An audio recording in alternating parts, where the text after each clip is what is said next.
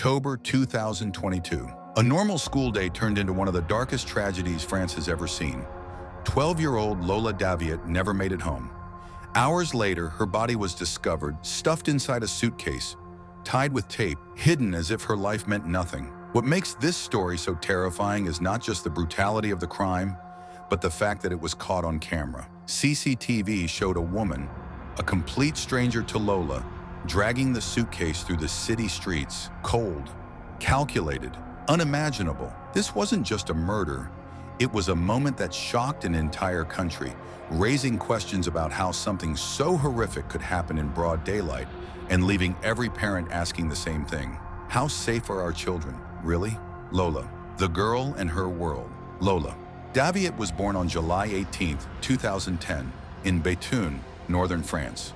She was the daughter of Johann and Delphine Daviet, who worked as caretakers in their Paris apartment building. Known for her bright smile, Lola loved sports, especially aerobics, and was described by her teachers as a disciplined, kind, and joyful student.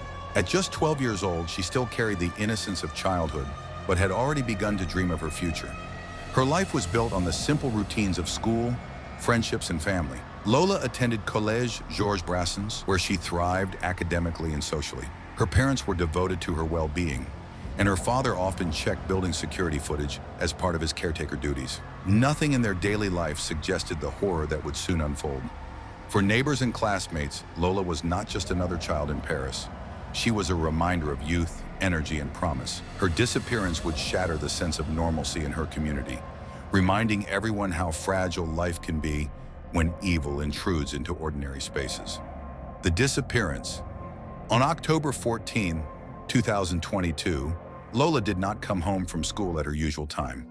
Her mother, concerned when her daughter failed to arrive, contacted her father. Johann immediately reviewed the CCTV footage from their building, desperate for answers. What he saw was chilling Lola entering the building around 3:20 p.m., accompanied by a woman neither parent recognized. This mysterious woman stood out. While Lola looked uneasy, the woman appeared calm, leading the girl inside. Hours later, the same woman was seen leaving the building, dragging a large suitcase that seemed unusually heavy. At the time, no one realized the horror concealed within it. The first real clue came not from police, but from a homeless man who discovered a plastic trunk in a courtyard near the building later that evening. Inside lay Lola's bound and mutilated body. She had been suffocated, stabbed, and wrapped in tape. A crime so brutal that even veteran officers were shaken. The investigation police quickly launched an intensive investigation, reviewing surveillance footage and questioning neighbors. The images of the woman with the suitcase became central to the case. Witnesses recalled seeing her struggling to drag the heavy trunk, and one taxi driver later confirmed she had requested help with her luggage. Forensic teams pieced together the timeline.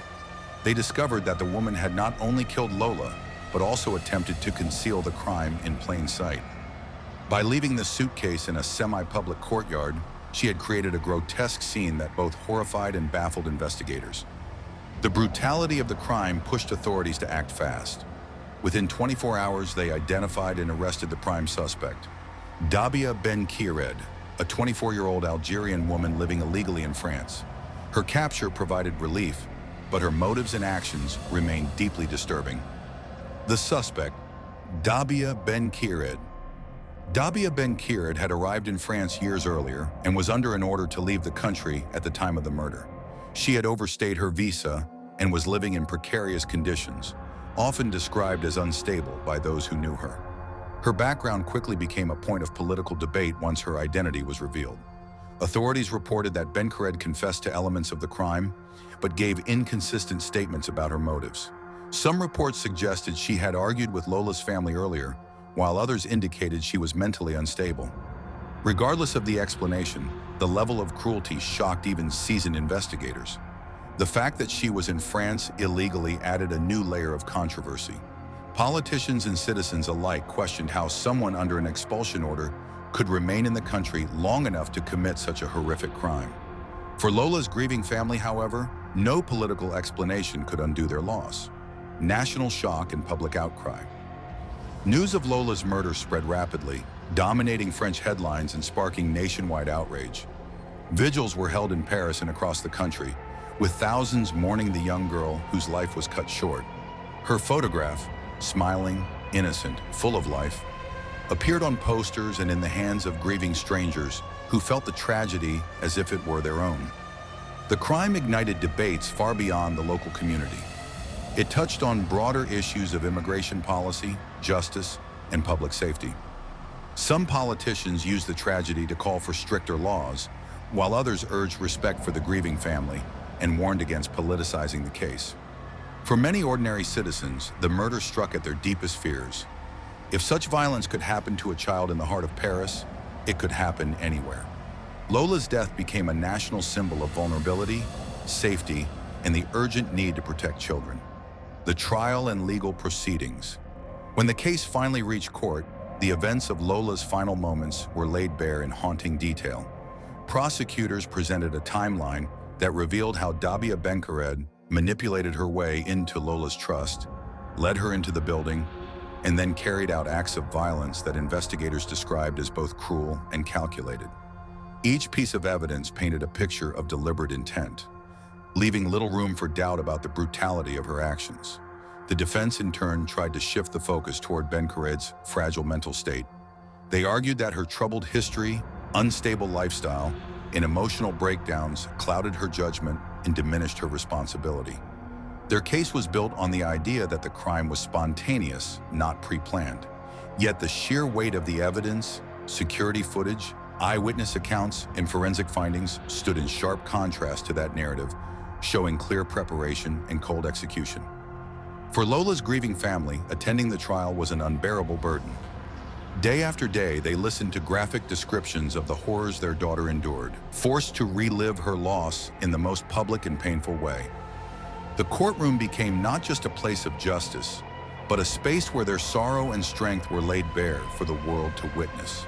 Despite the anguish, they held on, determined to see the truth acknowledged and their daughter's voice represented. The proceedings soon became more than just a trial of one individual. It was a national reckoning. Media outlets covered every detail, citizens debated justice and safety, and the courtroom itself symbolized the clash between personal tragedy and public responsibility.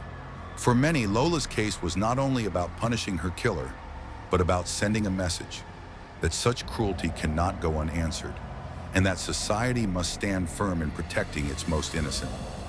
The murder of Lola Daviet is one of the most disturbing crimes in modern France. It is the story of a young girl whose life was stolen in a moment of senseless violence, and whose death forced a nation to confront issues of safety, justice, and vulnerability. Lola's tragedy was not just personal, it was a collective shock that left France mourning and searching for answers. Even as legal proceedings continue, Lola's memory lives on in the hearts of her family and community. Her story is a reminder that evil can emerge in unexpected places, and that protecting children must always remain a society's highest priority. In telling her story, we ensure that her voice, though silenced, will never be forgotten. Questions for you. How can society better protect children from dangers hidden in plain sight? And should mental health struggles ever reduce accountability for such horrific crimes? If this story moved you, make sure to like, share, and subscribe for more true crime documentaries.